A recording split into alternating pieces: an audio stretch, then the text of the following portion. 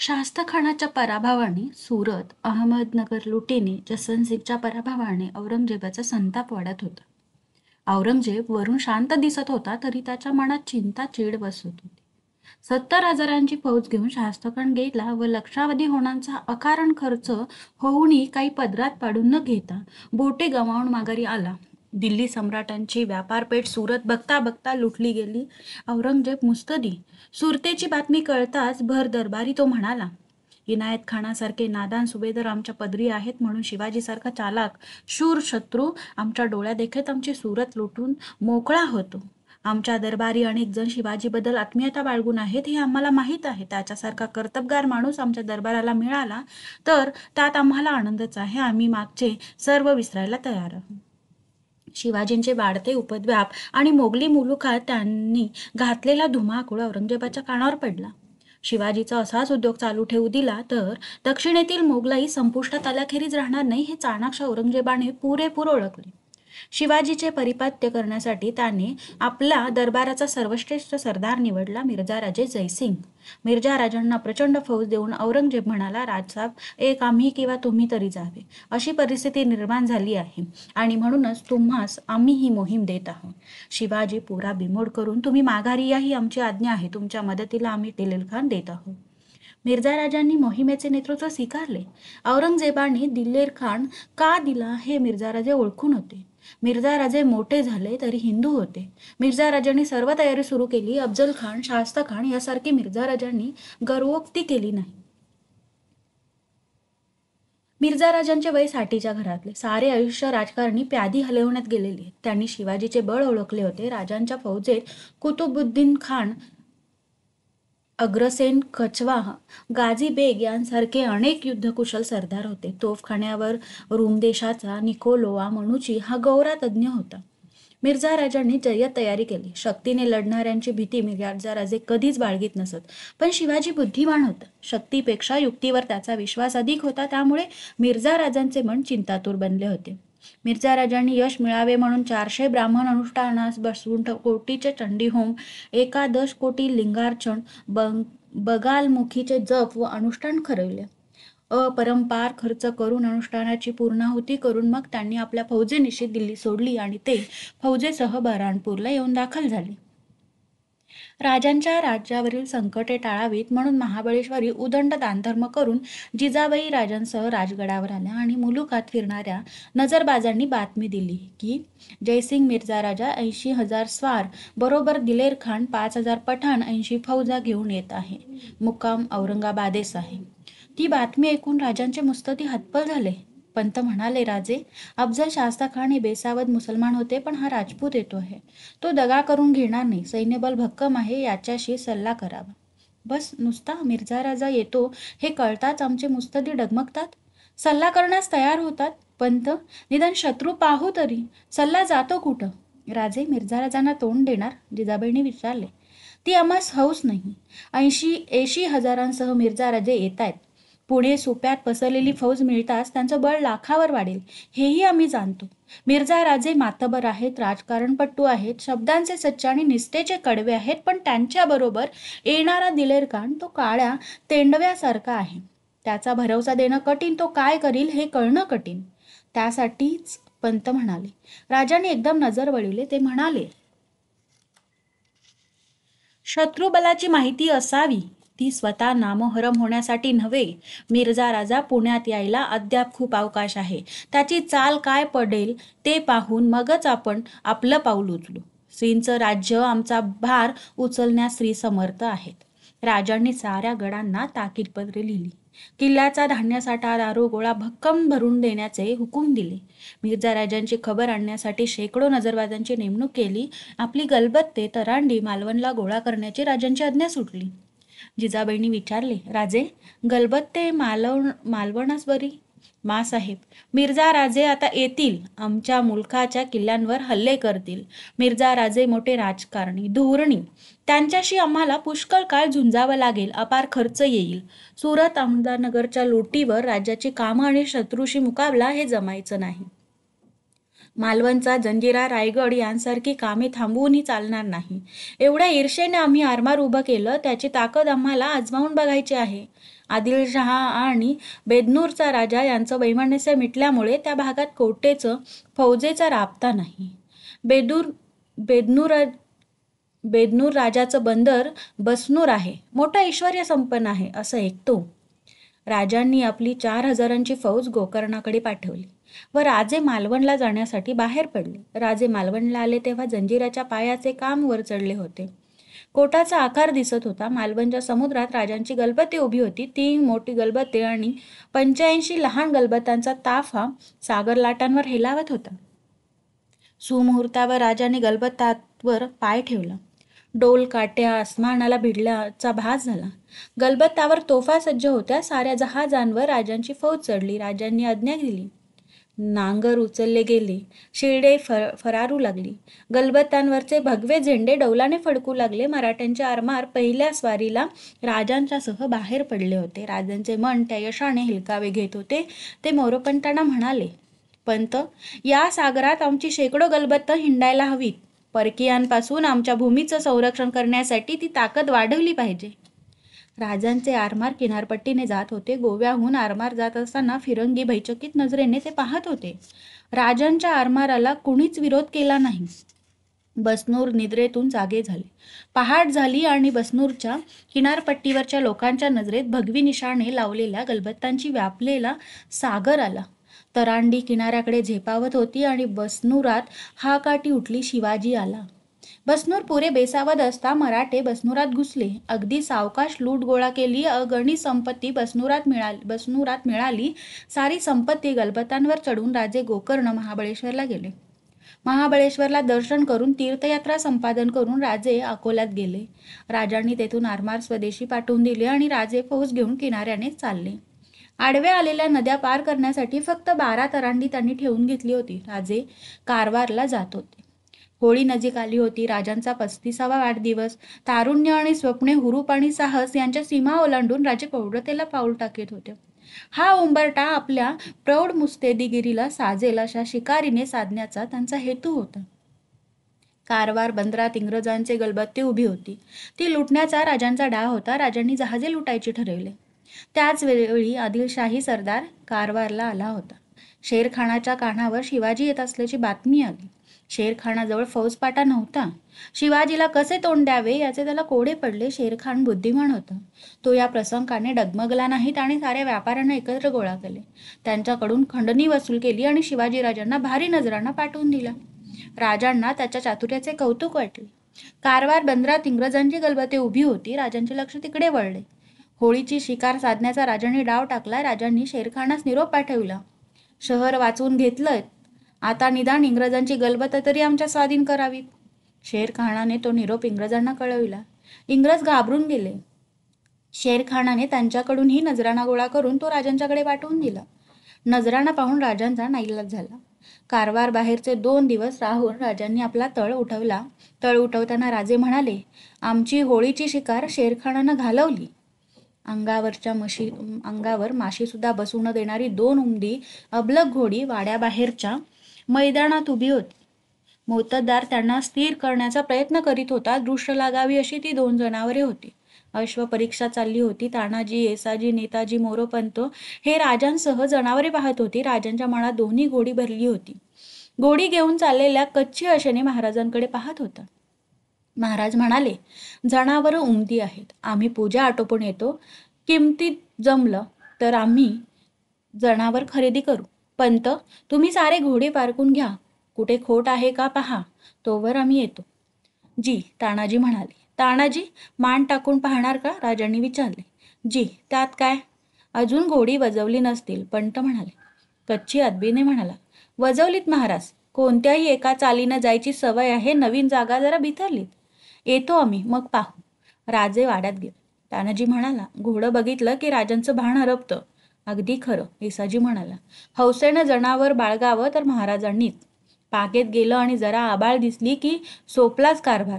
पोटाला कमी पडलं पण जनावरांना दाणगोटा भक्कम. ते बोलणं ऐकत असलेले नेताजी एकदम मुजऱ्यासाठी वाकले. साऱ्यांचे लक्ष वळले. वाड्यातून संभाजी बाळ धावत येत होते. नजीक येताच त्यांची नजर घोड्यावर खिळली. त्यांनी नेताजींना विचारले, काका, कुणी आणली घोडी? बाळराजे हा कच्ची घेऊन आला आहे. आबासाहेबांनी घेतली? हो, येसाजी हसत म्हणाला. पण ही तुमच्यासाठी नाहीत हं? का? शंभूबाळांनी विचारलं. महाराजांनी स्वतःसाठी घेतली. त्यांनी सांगितलं की दुसऱ्या कोणाला द्यायची नाहीत. तर शंभूराजे एकदम म्हणाले, आबासाहेब असं कधी म्हणायचे नाहीत. सारे घोड्यांची परीक्षा करीत होते. संभाजीराजे कौतुकाने पाहत होते. कच्ची म्हणाल, हुजूर बसणार का? हो येसाजी, आमचं खोगीर आणायला सांगा. पण राजे, पंत म्हणाले, आम्हाला बसता येतं. येसाजीने सांगताच मोत्तद्दार पागेकडे धावला. सामान आणले गेले, घोड्यावर खोगीर चढवले गेले, ओठाळी लगाम लावला गेला. खोगीर घातलेल्या घोड्याजवळ जाऊन येसाजीने खाली हात धरला. बाळराजांनी डावा पाय हातावर ठेवला आणि त्यांनी उशी घेतली. लगाम हाती धरून बाळराजे सावरून बसले. घोडे फुरफुरत होते. मोद्दाराने ओठाळी धरली होती. मोद्दाराच्या हातात वेत बाळराजांनी घेतला. नेताजी मोद्दारांना म्हणाले, सांभाळून जा, घोड्यावरचा हात काढू नका. मोद्दार घोड्याबरोबर पळत होता. बाळराजे रेटीने उशी घेत मैदानावरून जात होते. त्यांच्याकडे पाहत मोरोपंत म्हणाले, 7 वर्षाची उमर, पण मान कशी जाणत्याची आहे. सारे कौतुकाने बाळराजांकडे पाहत होते. त्याचवेळी राजे पूजा आटोपून महालात आले. महालात सोयराबाई उभ्या होत्या. राजांनी विचारले, नवीन घोडी पाहिली? नाही बाई. आणि घोड्यातल्या आम्हा बायकांना काय कळतं? राजे हसले. ते म्हणाले, हो तेही खरंच, आमच्या ध्यानी ते आलं नाही. तोच गलका वाढलेला कानावर आला. घोड्याचे किंकाळने साऱ्या महालात घुमले. महाराज धावले. खालचे दृश्य पाहताच ते क्षणात काष्टवत बनले. मैदानात घोडे 2 पायांवर उभे होते. बाळराजे स्वार झालेले ते घोडे थैथय येत होते. बाळराजे घोड्याला आवरायचा प्रयत्न करीत होते. एकदम घोडे उधळले आणि धावत सुटले. येईल तो अडथळा उडी घेऊन पार करीत बाणासारखे ते घोडे धावत होते. हे पाहणाऱ्या राजांच्या कानावर अर्थहाकाली शंभू राजांनी पाहिले. तो वाड्याच्या दुसऱ्या सज्जात जिजाबाई उभ्या होत्या. जिजाबाईंच्या त्या अर्थहाकेने राजे भानावर आले. राजांनी खालच्या माणसांकडे पाहिले. नेताजी दुसऱ्या घोड्यावर खोगीर लगाम नसता स्वार होऊन घोड्याला टाच देत होते. राजे ओरडले, घोडा आवरा. राजे वळले आणि धावत सुटले. जिने उतरून महाल पार करीत राजे वाड्याबाहेर आले. मोरोपंतांकडे पाहत राजे म्हणाले, पंत, बाळराजांना कसं स्वार होऊ दिलं? पंतांना शब्द फुटत नव्हता. कसेबसे ते म्हणाले, आपण गेलात आणि बाळराजांनी हट्ट धरला. मोद्दारानं घोडं धरलं होतं, पण अचानक बाळराजांनी टाच दिली. मोद्दार ऐकेना म्हणून त्याच्या हातावर वेत ओढले. आमचं घोडं कुठे आहे? राजांचे सारे अंग थरथरत होते. पंत म्हणाले, महाराज, बाळराजे येत आहेत. राजांनी नजर वर केली. तानाजी आणि नेताजी बाळराजांना मध्ये घेऊन येत होते. तिन्ही घोडी सावकाश येत होती. महाराज पुढे धावले. तिन्ही स्वार पायउतार झाले. तानाजी नेताजींकडे पाहून राजांनी आपल्या हातातल्या सलकड्या काढल्या आणि दोघांना दिल्या. राजांनी नजर बाळराजांकडे वळवली. बाळराजे हसत पुढे येत होते.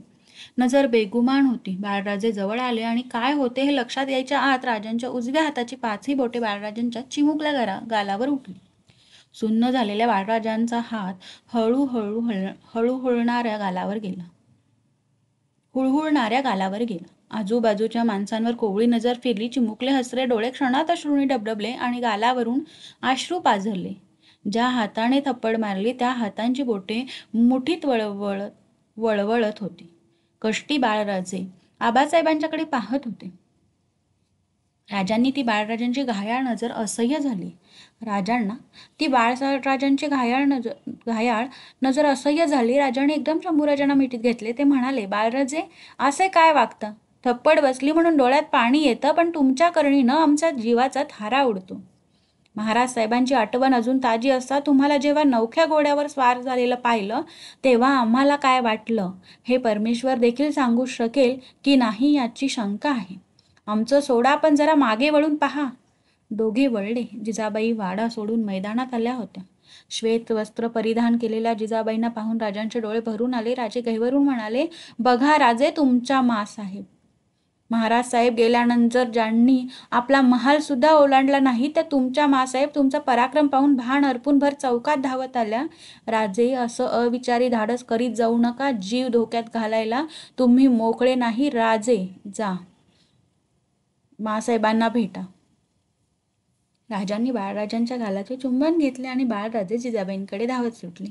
दुसऱ्या क्षणी बाळराजे जिजाबाईंच्या मिठीत सामावलेले दिसले. ते पाहून राजांच्या ओठात ओटावर स्मित झळकले. जिजाबाईंसह बाळराजे महालात दिसेनासे झाल्यावर राजे वळले. राजांच्या चेहऱ्यावरचे प्रसन्न हास्य पाहून साऱ्यांचे चेहरे हसरे बनले. ते म्हणाले, पंत, तुम्ही घोडी घेऊन टाका. मागेल ती किंमत द्या. घोडी मोठी सुलक्षणी आहेत. त्याचवेळी राजांचे लक्ष समोर गेले. कुडतोजी गुजर आणि रघुनाथ पंत समोर येत होते. कुडतोजी गुजर आणि रघुनाथ पंत यांच्यासह राजे महालात जाऊन बसले. आसनावर बसताच राजांनी विचारले, मिर्झा राजे भेटले? जी. कसे आहेत मिर्झा राजे? माणूस मोठा, उमदा, पिकल्या केसांचा, पिकल्या बुद्धीच. आमचं पत्र दिलं? जी. मग ते वाचून संतापले असतील. रघुनाथ पंतांनी नकारार्थी मान हलवली. ते म्हणाले, नाही महाराज. उलट पत्र वाचून त्यांच्या चेहऱ्यावर स्मित झळकलं. ते म्हणाले, तुमच्या राजांना सांगा की केवढाही बलाढ्य शत्रू नामोहरम करण्याचं बळ मोगली सैन्यात आहे. पुढचा विनाश टाळण्यासाठी जितक्या लवकर तुमचे राजे शरण येतील तितकंच त्यांच्या हिताचं आहे. राजे विचारात पडले. राजांनी नजर वर केली. मिर्झा राजे समोपचाराला तयार होतील? जी. तसं वाटत नाही, रघुनाथ पंत म्हणाले. राजे हसले. पंत, आज जरी मिर्झा राजे तयार झाले नाही तरी थोड्याच दिवसात निश्चितपणे तयार होतील. शास्ता खान अशीच एक प्रचंड फौज घेऊन आला होता. पण एक चाकण घेता घेता त्याची नाके नऊ आले. मिर्झा राजांनाही तो अनुभव येईल. जयसिंगाची छावणी काय म्हणते? छावणी अपाट आहे. कुडतोजी गुजर म्हणाले, 2 गाव लांब आणि 1 गाव रुंद सहज भरेल. तोफखाना मोठा आहे. त्यात काही प्रचंड तोफा आहेत. एक तोफ फोडायला 80 बैल लावलेली मी पाहिले. तोफखान्यावर मनूची नावाचा फिरंगी सरदार आहे. सांगा. मिर्झा राजांना पुण्याचा कब्जा देऊन जयवंत सिंग दिल्लीला परत गेला आहे. मिर्झा राजांच्या बरोबर त्यांचा मुलगा किरत सिंग आहे. मदतीला अनेक मोठमोठे सरदार राजे आहेत. दिलेर खान, दाऊद खान, राजा जयसिंग, सिसोदिया, इतिमत खान, राजा सुबान सिंग, बुंदेला, तिरुमल, जाबरदस्त खान, बकरंदाज खान, कुबत खान, मित्रसेन, इंद्रायण बुंदेला असे अनेक सरदार असून त्यापैकी अनेक नौबत नगाऱ्याचे मानकरी आहेत. असं एकंदरीत जंगी तयारी करून मिर्झा राजे उतरलेत तर ठीक आहे. साऱ्या गडांना पूर्ण तयारीनिशी राहण्याचे हुकूम द्या. प्रत्येक गड प्राणशर्थीने लढवला पाहिजे. आम्ही उद्या पुरंदरावर जाऊ. तो गड नजीक आहे. बहुधा पहिला वेढा त्याच गडाला पडेल. कुडतोजी, कोंढाण्याची हालत काय आहे? महाराज, कोंढाण्याची काळजी नसावी. दारुगोळासहित गड भक्कम आहे. राजांना आता उसंत नव्हती. राजगडावरून साऱ्या गडकऱ्यांना हुकूम सुटले आणि राजे स्वतः पुरंदरावर गेले. राजांना पाहता साऱ्या गडावर उत्साह संचारला. पुरंदरावर मुरारबाजी देशपांडे आपली फौज गोळा करून हजर झाले होते. राजांच्या खास विश्वासाची जी माणसे होती त्यापैकी मुरारबाजी होते. ओटावरच्या गलमिशा, उन्हाने गरपटलेला उग्र चेहऱ्यावर चमकणारे तेजस्वी डोळे, कमावलेल्या पोलादी शरीराचे मुरारबाजी राजांची आज्ञा ऐकण्यास उतावीळ झाले होते. राजांनी किल्लेदारांना व मुरारबाजींना आज्ञा केली. मुरारबाजी, मिर्झा राजे आमच्या परिपत्यासाठी रणांगणात उतरलेत. बहुतेक या रणांगणाचा पहिला मान पुरंदरलाच मिळेल असा आमचा कयास आहे. हल्ला करायला कोंढाण्यापेक्षा पुरंदर सोपा असा दर्शनी भास होतो. मिर्झा राजांचे सैन्य ताकद अपाट आहे आणि त्यांच्या विरुद्ध गड लढवण्याची जोखीम तुमची आहे. महाराज, जोवर गडावर मुरारबाजी उभा आहे तोवर गडावर शत्रू येणार नाही याची खात्री बाळगावी. ते आम्हाला माहीत आहे. पण गड हुशारीनं अनेक महिने झुंजवायला हवा. मिर्झा राजांना पुरंदरानं अक्कल शिकवायला हवी. शिवाजीच्या राज्यात घुसणं इतकं सोपं नाही हे त्यांना कळायला हवं. जशी आज्ञा. गडात काही कमतरता आहे? नाही महाराज, गडकरी म्हणाले. पण जास्त दिवस गड लढवावा लागला तर दारुगोळा कमी पडेल अशी भीती. ती भीती बाळगू नका. अगदी राजगडावर पोहोचताच भरपूर दारुगोळा आणि जादा कुमुक पाठवू. महाराज, मग कसलीच काळजी नाही. कोट्या धान्यानं भरले आहेत. गड मजबूत आहे. मिर्झा राजांचा गडाचा चिराही निखळून देणार नाही. मिर्झा राजांना गडाचा चिराही निखळू देणार नाही, मुरारबाजी आवेशाने म्हणाले. राजांनी मुरारबाजींना मिठीत घेतले. मुरारबाजींचे बळ शतपटीने वाढले. राजे तातडीने राजगडावर आणले. पुण्याच्या पूर्वेच्या माळावर सायंकाळच्या तिरप्या सोनेरी किरणात मिर्झा राजे जयसिंगाचा केशरी डेरा उजळला होता. कडेकोट बंदोबस्त शाही डेरा उभा होता. डेऱ्याच्या चारी बाजूंना तळपते तेगे घेऊन उभे असलेल्या सिद्धी पहारा देत होता. डेऱ्याच्या मधल्या आखणात अलिशाने बैठकीवर मिर्झा राजे बसले होते. मेहंदीने तांबूस बनलेले केस मानेवर रोळत होते. ओटावरच्या गलमिशा चेहऱ्याच्या भव्यतेत भर घालीत होत्या. साठीच्या घरात येऊनही मिर्झाराजांचे देखणे व्यक्तिमत्व लपट नव्हते. गौरवर्णीय गोल चेहऱ्यावर धारदार नाक, पातळ गुलाबी ओठ, सदैव पाणावलेली भावपूर्ण नजर खोल जीवनी रजपूत रूपलक्षण दर्शवित होती. दासी वारा ढाळीत होत्या. शेजारी किरसिंग हात बांधून उभा होता. मिर्झाराजे आपल्याच विचारात मग्न होते. नौबतीच्या आवाजाने त्यांचा समाधीभंग झाला. त्यांनी किरसिंगाकडे पाहिले. किरसिंग डेऱ्याबाहेर गेला आणि काही क्षणात माघारी वळला. किरसिंगने आदबीन म्हणाला, दिलेरखान येत आहेत. डेऱ्याच्या कोपऱ्यात उभ्या असलेल्या नक्षीदार तिवईवर मिर्झाराजांची नजर गेली. तिवईवर भरजरी पागोटे ठेवले होते. किरसिंगने ते हजर केले. मिर्झाराजांनी पागोटे मस्तकी घातले आणि ते उठले. मिर्झाराजे डेऱ्याबाहेर येताच खोजे ताट उभे राहिले. किरसिंगासह मिर्झाराजे 4 पावले बाहेर गेले आणि त्यांच्या नजरेत अश्वपथकासह दौडत येणारा दिलेरखान आला. मिर्झाराजे जयसिंगांना पाहताच दिलेरखान पायउतार झाला. दिलेरखानाच्या अंगावर भरजरी जामा होता. पायात पठाणी विजार व चढा होती. मस्तकावर पठाणी जरी टोप होतं. उंचापुरा धिप्पाड अंगलटीचा तो पठाण सरदार ऐटीने पावले टाकीत होता. गालावरच्या कुरळ्या खुरट्या दाढीने त्याचा रुबाब वाढवला होता. दिलेरखानाच्या अभिवादनाचा स्वीकार करून मिर्झाराजे म्हणाले, आइये दिलेरखान, हमें आप ही का इंतजार था. दिलेरखान दिल्ली दरबाराचा मोठा मानकरी, औरंगजेबाचा खास विश्वासाचा माणूस. मोहिमेची सारी सत्ता जरी मिर्झाराजांच्या हाती होती तरी आपल्यावर नजर ठेवण्यासाठी दिलेरखान दिला आहे हे मिर्झाराजे ओळखून होते. दिलेरखान आपल्या 5,000 पठाणी फौजेनिशी मिर्झाराजांच्या तळावर दाखल झाला होता. बैठकीवर बसताच मिर्झाराजांनी दिलेरखानाला मद्य दिले. मद्याचा आस्वाद घेत दोघे बोलत होते. किरसिंग व इतर सरदार अदबीने उभे होते. काही वेळाने दिलेरखानने विषयाला हात घातला. राजा साहब, आपका इरादा क्या है? इसीलिए आपका इंतजार था, मिर्झाराजे म्हणाले. आपका क्या मशवरा है? शिवाजीची सारी हालचाल मी ध्यानी घेतली आहे. त्याची ताकद गंडात सामावली आहे. माझा मशवरा असा की शिवाजीचे सारे गड प्रथम घेऊन टाकावेत. क्या हे इतना आसान होगा? मिर्झाराजांनी विचारले. दिलेरखानने एकदम वर पाहिले. मिर्झाराजांची शांत नजर दिलेरखानावर खेळली होती. त्या नजरेने दिलेरखानाचे पटानी रक्त उसळले. शाही फौजों का यह दुश्मन कुछ अजीम नहीं होते. ते मीही जाणतो, पण जी चूक मागच्यांनी केली ती आपण करून चालणार नाही. मिर्झा साहेब, मी स्पष्ट बोलणारा माणूस आहे, राग मानू नये. बोला दिलेरखान, आमची इजाजत आहे. मागची मोहीम कमकुवत दिलानं झाली होती, त्यामुळे तसं घडलं. ते खरं नाही, मिर्झाराजे शांतपणे म्हणाले. शास्ताखान आमच्या एवढी फौज घेऊन आले होते. चाकणचा साधा भुईकोट केला तो पदरात घ्यायला शाही फौजेला अफाट खर्च करावा लागला. 3 हात पोळून घेतले. जसवंत सिंग मोठी फौज घेऊन कोंढाण्याला वेढा देऊन बसला, पण त्यालाही मराठी सत्तेपुढे माघार घ्यावी लागली. 3 वर्ष शाही फौज इथं राहिली. दरबारचे करोडोहून खर्च पडले आणि यश केवढं? राजासाहेब, पुराण्या गोष्टी सोडून द्या. मी गड हेरला आहे पुरंदर. पुरंदरची शान चुटकी सरशी उतरवीन. एक गड ढासळला की आपोआप बाकीच्या हाती येते. मिर्झाराजांनी मान हलवली. ते म्हणाले, दिलेरखान, तुमच्या तडफेने आम्ही कदरदान आहोत. पण राजकारणात नुसती तडफ चालत नाही. हा डाव बुद्धीनं खेळायला हवा. गड आले तर बरे, नाही तर नाव जाईल. तुम्ही गडांच्या पाठीमागे लागू नका. मग आपला हुकूम काय आहे? किंचित उपरोधाने दिलेरखानने विचारले. शब्दाची खोस लक्षात आली नाही असे भासवीत मिर्झाराजे म्हणाले, शिवाजीचं बळ गडात सामावलेलं आहे.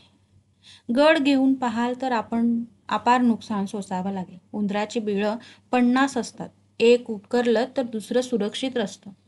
हो, पण साऱ्या बिळातून पाणी घुसलं तर उंदीर बाहेर पडायचं नाही.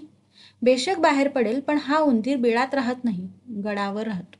त्याच्या शेकडो बिळात पाणी भरायची ताकद ना तुमच्यात ना माझ्यात. त्यापेक्षा तो उंदीर सापळ्यात कसा अडकेल इकडे लक्ष द्यायला हवं. मतलब साफ आहे. शिवाजीचं बळ गडात असलं तरी तो राजा आहे. त्याची रियाया उघड्यावर आहे. शिवाजीच्या गडांकडे दुर्लक्ष करा, त्यांचा मुलूक काबीज करा. गाव लुटा, माणसं पकडा, मुलूक बेचिराग करा. गडाची रसद संपूर्णपणे तोडून टाका, म्हणजे गडासह राजा आपोआप हाती लागेल. किती दिवस हे करीत बसणार? मिर्झाराजांच्या चेहऱ्यावरचे हस्तलुप्त झालं. चेहरा कठोर बनला. त्यांच्या शब्दांना धार आली. दिलेरखान, तुमच्यापेक्षा जास्त पावसाळे मी पाहिले. कोणतीही मोहीम वर्षानुवर्ष करण्याची मला आदत नाही. शिवाजीचा मुलूक तो काय? 8 दिवसांच्या आत मुलूक बेचिराग करता येईल. एका जागी असलेली आपली फौज शिवाजीच्या राज्यात पसरू दे. कसलीही दयामाया दाखवू नका. याची अंमलबजावणी आजपासून सुरू झाली असं समजा.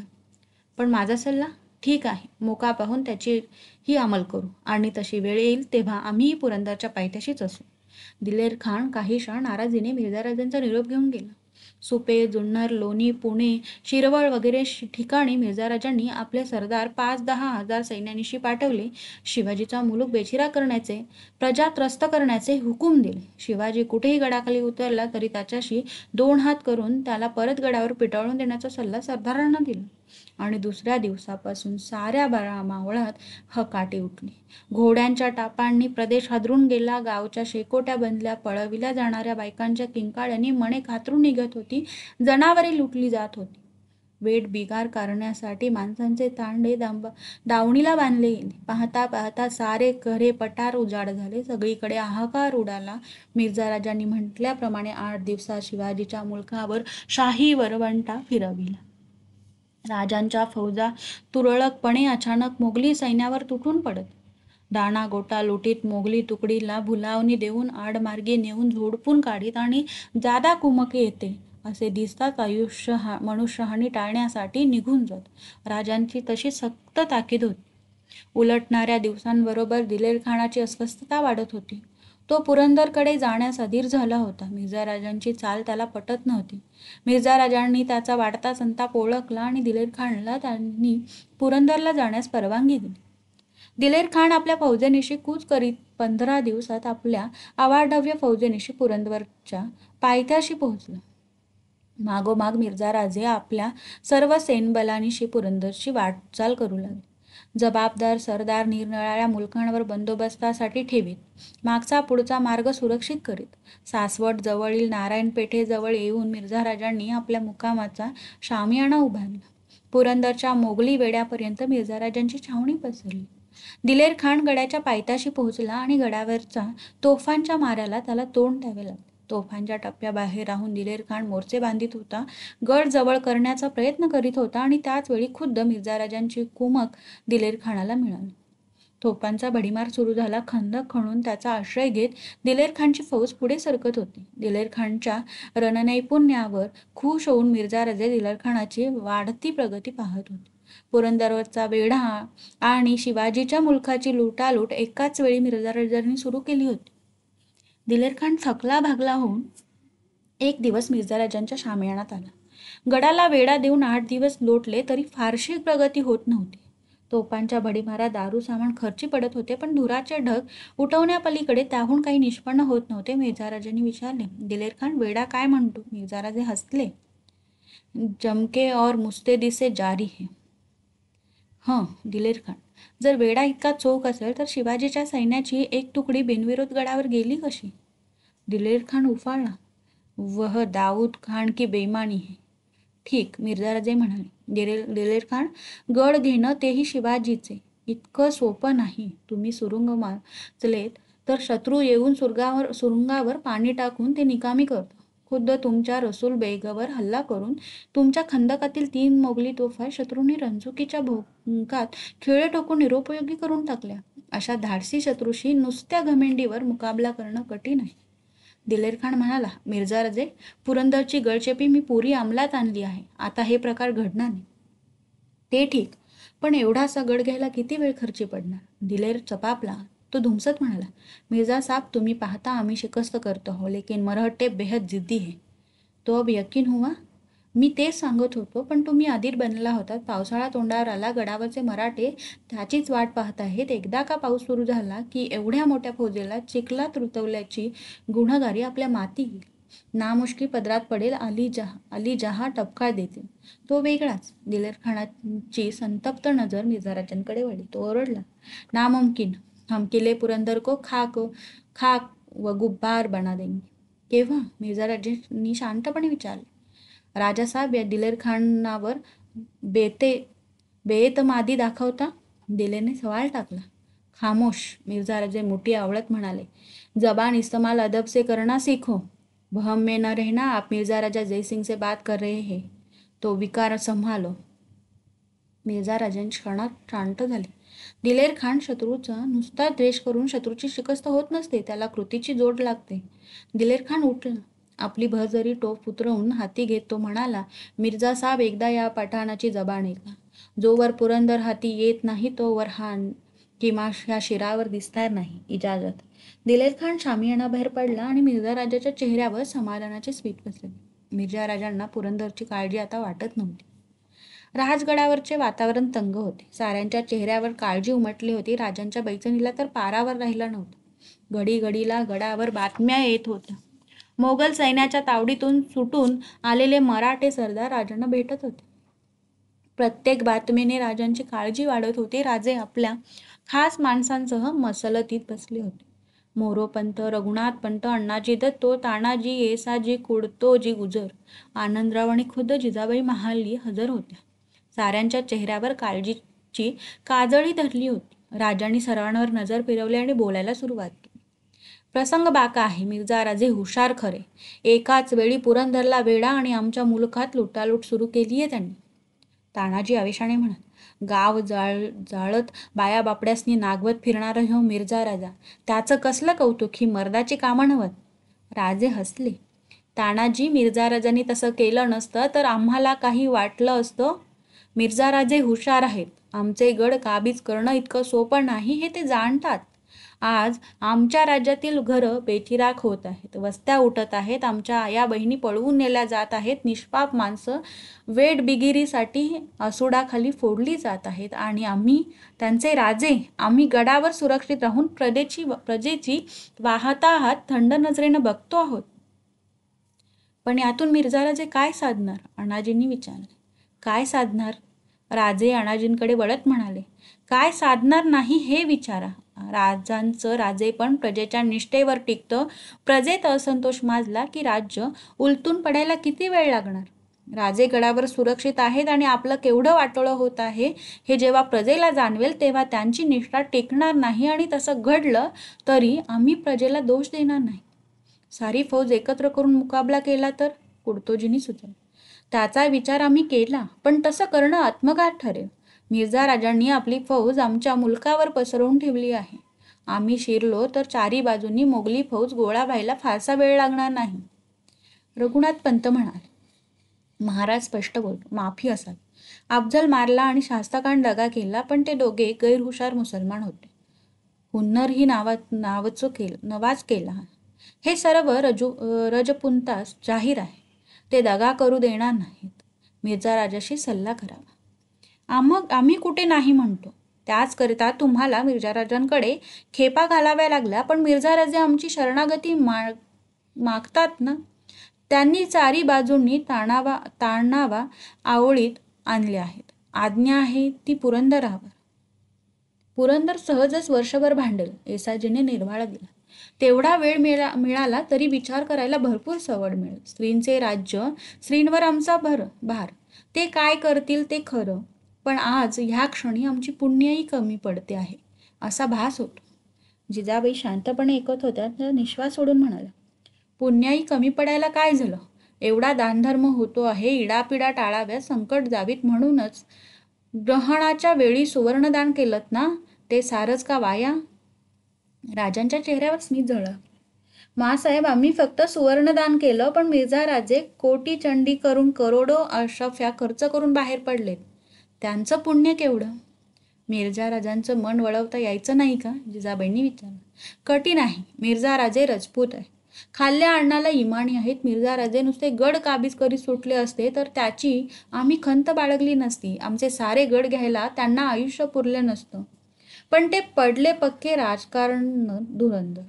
सिंहाच्या तडाख्यातून सुटता येईल, पण मिर्झा राजांच्या विळख्यातून सुटणं महाकठीण.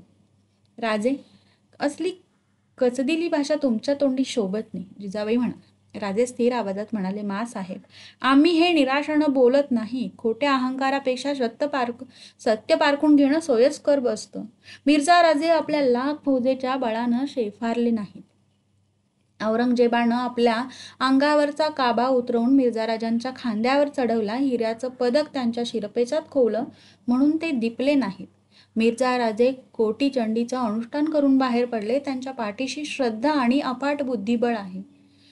तो जिथं हात घालेल तिथं त्याला यशच मिळेल. मग तुम्ही ठरवलं तरी काय? जिजाबाईंनी विचारलं. आम्ही काय ठरवलं नाही. चारी बाजूंना उठवलं जाणारं रान आम्ही पाहत आहोत. उद्या शत्रूचा निश्चित मोहरा आमच्या ध्यानी येत नाही. आजवर जिनं संकटातून पार केलं त्या जगदंबेवर आमचा भरवसा आहे. संकटाच्या वेळी श्रद्धा अस्थिर होणं योग्य नव्हे. राजमहालातील बैठक उठली. सारे चुपचाप निघून गेले. राजे एकटेच महालात बसून होते. जीव झुरत होता. काही सुचत नव्हते. पावलांचा आवाज आला. राजांनी नजर वर केली. कुडतोजी गुजर महालात येत होते. राजांनी विचारले, कुडतोजी परत का आलात? महाराज, मिर्झा राजे आपली माणसं फितवण्याचा प्रयत्न करीत आहे. जावळीच्या छावणीत गडबड उडाल्याची बातमी आल्यानं नेताजी तिकडे तातडीने गेले. आम्हाला न भेटता? जी. पुरंदरचे आत्माजी व कहार कोळी हे दोघे बंधू त्यांच्या 3000 स्वारांसह मिर्झाराजांनी फोडून आपल्या नोकरीत घेतल्याची बातमी आहे. त्या बातमीने राजे सुन्न झाले. दीर्घ निश्वास सोडून ते म्हणाले, मिर्झाराजांची कमाल आहे. पुण्याला येण्याआधीच आदिलशाही सरदार कुलबशहा, रामनगर, पेठ व चौथिया हे राजे त्यांनी फितवले. शिवापा नायक व बसवपट्टणचा नायक यांना आमच्या विरुद्ध उभे केले. वलंदेज, फिरंगी यांना आमच्या गलबतांविरुद्ध मोहीम काढण्याचा सल्ला दिला.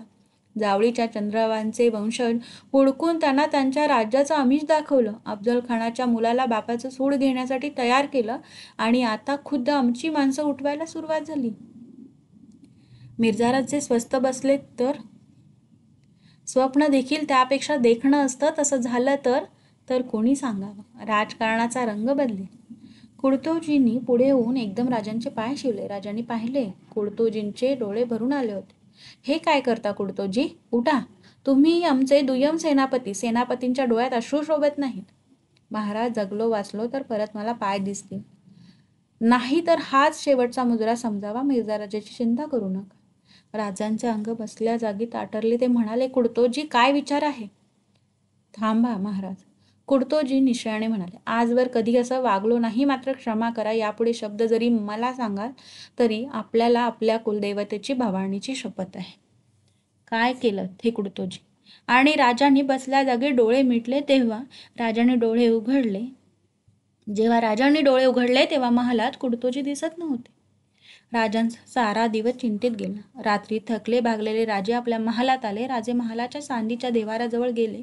देवाऱ्यात स्फटिकाचे शिवलिंग समयांच्या ज्योतीत उजळले होते. त्यामागे जगदंबेची सुवर्णमूर्ती नजरेत भरत होती. राजांनी गुडघे टेकले. बराच वेळ ते तसेच नतमस्तक होते. राजे सावकाश उठले आणि पलंगाकडे चालू लागले. बराच वेळ राजे जागे होते. अनेक वादळे मनात उठली होती. कूच बदलूनही मनातले वादळ शांत होत नव्हते. केव्हा निद्रा लागली हे राजांना कळले नाही. अचानक राजांना जाग आली. त्यांचे सारे अंग घामाने डवरले होते. सज्जातून वारा येत होता. खिडक्यांच्या फळ्या वाऱ्याने हिलकावे घेत होत्या. विजांचा प्रकाश महाल उजळीत होता. त्या क्षीण प्रकाशात रौप्य देवारा उजळून निघत होता. समयांच्या वाती थरथरत होत्या. जगदंबेची सुवर्णमूर्ती दृश्य अदृश्यांचा खेळ खेळत होती. राजे पलंगावर उठून बसले. मेघगर्जनेने ते भानावर आले. राजे सज्जात गेले. बाहेर वादळाने थैमान मांडले होते. हवेत उकाडा होता. निसर्गात वादळ होते, पण पावसाचा मागमूसही नव्हता. राजांनी वळून जगदंबेकडे पाहिले आणि देव्हाऱ्याजवळ जाऊन त्यांनी देवीपुढे मस्तक टेकले. ढगांचा गडगडाट महालात घुसला. राजे महालाबाहेर पडले. ते सरळ जिजाबाईंच्या महालाकडे गेले. महाल जवळ येत होता. अर्धग्लानीत असल्यासारखे राजे झोकांड्या देत होते. महाल नजरेत येताच राजांनी हाक मारली, माँसाहेब. मनोहरी बाहेर आली. राजांना पाहताच ती बाजूला झाली. राजे सरळ महालात गेले. जिजाबाई पलंगाजवळ उभ्या होत्या. मनोहरीने समया उजळवायला सुरुवात केली. भर रात्री राजांच्या हाका ऐकून जिजाबाईंच्या अंगाला कापरा सुटला होता. राजांचे रूप पाहून त्यांचे अवसान गेले. राजांची नजर ताटरलेली होती. कपाळावर घाम डवलला होता. केस विस्कळीत झाले होते. राजे, काय झालं? पाणी. मनोहरीने सुरईतले पाणी त्वरेने आणले. राजांनी पेला ओटी लावला. घटाघट ते पाणी पित होते. पाणी पिऊन होताच राजांनी निश्वास सोडला. बसा राजे, जिजाबाई म्हणाले. माँसाहेब, शिवबा स्वप्न पडलं का? स्वप्न कसलं माँसाहेब? राजे प्रयत्न करीत होते. आम्ही उशिरा झोपी गेलो. अचानक जाग आली. सारा महाल उजळला होता. झोपेत आहे की जागा आहे तेही कळत नव्हतं. महालात साक्षात जगदंबा उभी होती. खोल दरीतून आवाज यावा तसा आवाज आम्ही ऐकत होतो. शब्द स्पष्ट आठवतो. काय ऐकलत राजे? जिजाबाई अधीर होऊन म्हणाल्या. आई सांगत होती. राजांचे डोळे परत ताटरले. मुठी वळला गेला. लेकरा प्रसंग कठीण आहे, जयसिंगास मारवत नाही. कठीण प्रसंग आला तरी काळजी करू नको, सोबत मी आहे, तुला संकटातून तारून नेईन, यशस्वी करीन. चिंता करू नको, भार माझा आहे, तुला एका पिढीचं राज्य मी दिलं नाही. 27 पिढ्यांचं राज्य तुझं आहे, ती चिंता मला आहे. लेकराची वेडी वाकडी वर्तणूक मला सावरावी लागते, कोणविषयी चिंता न करणे. राजाने निश्वास सोडला. बस एवढंच आम्ही ऐकलं आणि महालात कोणी नव्हतं, फक्त वादळ विजांचा कडकडाट होता. विजा, वादळ, राजाने जिजाबाईंकडे पाहिले. सगळीकडे सामसूम होते. ढगांचा आवाज नव्हता. महालाचे पडदे अगदी स्थिर होते. राजे उधळले. मग आम्हाला झाला तो भास. जिजाबाईंच्या चेहऱ्यावर आनंद ओसंडत होता. त्या गैहरून म्हणाल्या, राजे भाग्यवान म्हणून तुम्हाला दृष्टांत झाला. ती पाठीराखी असता काळजी कसली करता? आईचा आशीर्वाद मिळाला, शांत चित्ताने झोपा. राजे भारावलेल्या मनाने आपल्या महाली आले. सर्वत्र शांतता होती. वाऱ्याचा लवलेशी नव्हता. राजे पलंगावर झोपले. मन हलके झाले होते. डोळ्यात शांत नीज उतरत होती. सायंकाळच्या वेळी मिर्झा राजे मनूची बरोबर बुद्धिबळ खेळत होते. अंधार पडायला सुरुवात झाली होती. एखादी गार वाऱ्याची झुळूक डेऱ्यात प्रवेश करीत होती. मिर्झा राजांनी चाल केली होती. मनूची साहेब विचार करीत होता. तोंडावर पंजा धरून पटाकडे पाहत होता. थोडा वेळ गेला. मनूची खांदे उडवले आणि तो म्हणाला, राजसाब, आपकी जीत हम हार गए. मिर्झाराजे मोठ्याने हसले. मनूची उठला. आपली पसरट टोपी घालून त्याने मिर्झाराजांना वाकून अभिवादन केले आणि मनूची गेला. मिर्झाराजे उठले. डेऱ्याबाहेर येऊन ते उभे राहिले. तळावर पोलते पेटत होते. मिर्झाराजांनी शामियाना जाण्याची पायात जारी चढवला आणि ते शामियानाकडे चालू लागले. तळपते तेगे घेतलेले 2 सिद्धी मागोमाग चालत होते. मिर्झाराजे आपल्याच विचारात जात होते. शामियानाच्या प्रवेशद्वाराचे पलोते दिसू लागले. मिर्झाराजे शामियानाच्या जवळ पोहोचले. तोच एक इसम अंधारातून धावला. खोजाच्या लक्षात येताच तो धिप्पाड खोजा पुढे झाला आणि त्याने आपला तेगा चालवला. तेगाचा बार त्या इसमाने आपल्या खंजीरावर झेलला. तेगा पुढे पुढे सरकत होता. खंजीराचा हात मागे हटत होता. दुसरा खोजा धावला. भानावर आलेले मिर्झाराजे ओरडले, जिंदा पकडणं. क्षणात तो अनोखा इसम गिरफ्तार केला गेला. मिर्झाराजा म्हणाले, त्याला डेऱ्यात घेऊन जा. डेऱ्यात कोणी असता कामा नये. बोलता होतो का पहा. याची वार्ता कुणाला समजता उपयोगी नाही. त्या इसमाला नेण्यात आले. काळोखामुळे त्याचा चेहराही पाहता आला नाही. मिर्झाराजे अस्वस्थ झाले होते, पण तसे न भासवता ते शामियानात गेले. मिर्झाराजांचा मुलगा किरत सिंग याने राजांचे स्वागत केले. पण मिर्झाराजे बैठकीवर गेले नाहीत. ते म्हणाले, किरत जी, मला जेवायला थोडा वेळ होईल. माझी तयारी झाली की मी येईन. मला बोलावणं पाठवू नको. जरुरीचं काम आहे. किरत त्या बोलण्यानं आश्चर्यचकित झाला. मिर्झाराजे आपल्या ठरल्या कार्यक्रमात कधीही बदल करीत नसत. शामियाना बाहेर जाणाऱ्या मिर्झाराजांच्या पाठमोऱ्या आकृतीकडे थक्क होऊन किरत बघत होता. मिर्झाराजे डेऱ्यात आले. डेरा मोकळा होता. दोघे सिद्धी गिरफ्तार केलेल्या खुन्याला धरून उभे होते. खुन्याच्या मुसक्या आवळल्या गेल्या. मिर्झाराजे बैठकीवर बसले. आपल्या हाताने तिवईवरील सुरईतीला मध्य सुवर्ण प्याल्यात ओतून घेऊन ते त्या खुन्याकडे पाहत होते.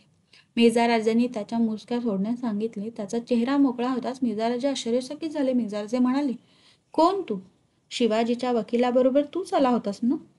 कुडतोजी काही बोलले नाहीत. मिर्झाराजांनी रक्षकांना बाहेर जाण्याची आज्ञा केली. कुडतोजी त्या वर्तनाने अस्वस्थ झाले. मिर्झाराजे म्हणाले, भिवू नको. तुला काही होणार नाही. माझी हत्या करून काय साधणार होतो? कुडतोजींनी ओठांवरून जीभ फिरवली. त्यांना धीर आला होता. ते म्हणाले, साहेब, चाकरी समजून आलो होतं, पण आपलं देव बोललं तर. ईश्वर तुमच्या पाठीशी आहे म्हणूनच वाचलात. मिर्झाराजे हसले. ते आम्हालाही माहीत आहे. तो आशीर्वाद आमच्या पाठीशी नसता तर आम्ही शिवाजीराजांच्या वर विजय मिळवला नसता. विजय अजून फार दूर आहे. चुकीचं आहे. विजय आमच्या मुठीत आहे. नाही तर राजांच्या पदरी त्यांच्यावर वेडं प्रेम करणारी तुमच्यासारखी माणसं असं वागली नसती. मिर्झाराजांचा खरंच चेटूक प्रसन्न आहे का असा विचार कुडतोजीच्या मनाला स्पर्श करून गेला. विस्फारित नेत्रांनी ते मिर्झाराजांकडे पाहत होते. मिर्झाराजे दिलखुलास हसले. आम्ही हे कसं जाणलं याचं आश्चर्य वाटतं. शिवाजीजवळ राहून अजून त्याला ओळखलं नाही. शिवाजीनं टाकलेली झेप कधी चुकत नाही. आमची हत्याच करायची असती तर असा कच्चा डाव शिवाजीनं टाकला नसता. अफजल शाहिस्ताखान आठव. पण आम्ही तुझ्यावर खुश आहोत. आमची इच्छा आहे की तू आमच्या पदरी यावं. मागशील तो मान तुला मी देईन. कुर्तोजी भाणावले. त्यांनी आवंडा गिळा ते म्हणाले, यापेक्षा माझं डोकं उडवलं तरी चालेल. तू हे म्हणणार तेही मला माहीत होतं. आम्ही तुला सोडायचं ठरवलं आहे. तुझं घोडं आहे? नाही. ठीक.